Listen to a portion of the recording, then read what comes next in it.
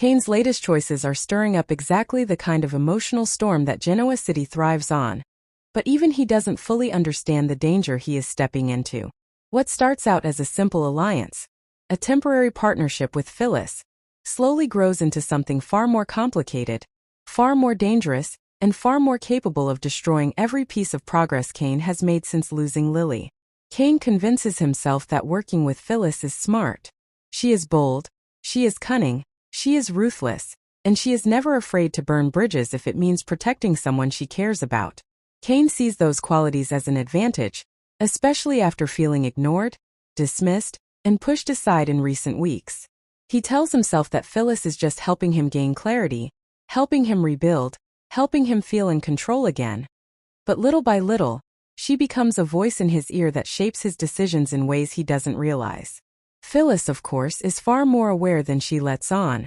She can see Kane's vulnerability. She can see how easily he reacts when he's hurt.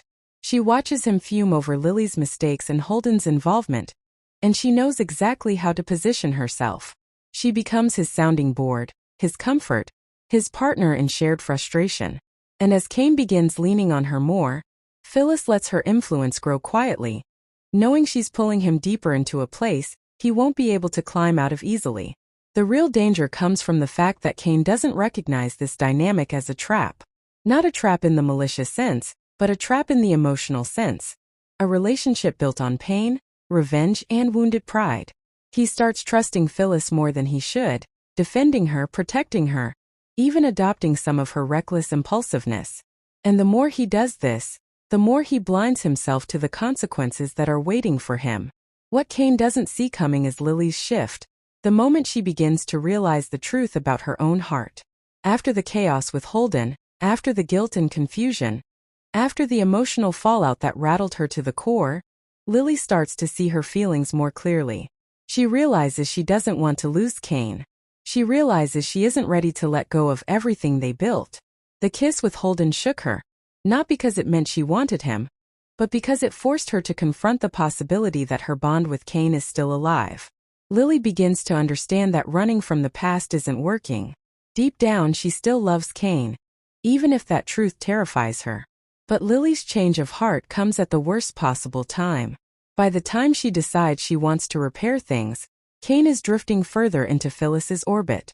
He's angry, wounded, and searching for someone who validates his hurt instead of challenging it. And Phyllis is more than willing to play that role. She comforts him in a way that feels easy. She gives him attention that feels warm. She gives him understanding without judgment. It's dangerous because Kane mistakes this for emotional safety, not realizing that Phyllis is fueling the version of Kane who acts from resentment. So when Lily approaches him, softer, calmer, more honest, Kane is caught in the middle of a tug-of-war he never expected. Part of him wants to listen. Part of him aches for the connection they once had.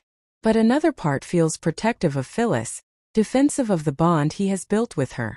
This confusion becomes the centerpiece of the drama, because Kane finds himself torn between what he truly wants and what his pride tells him to protect.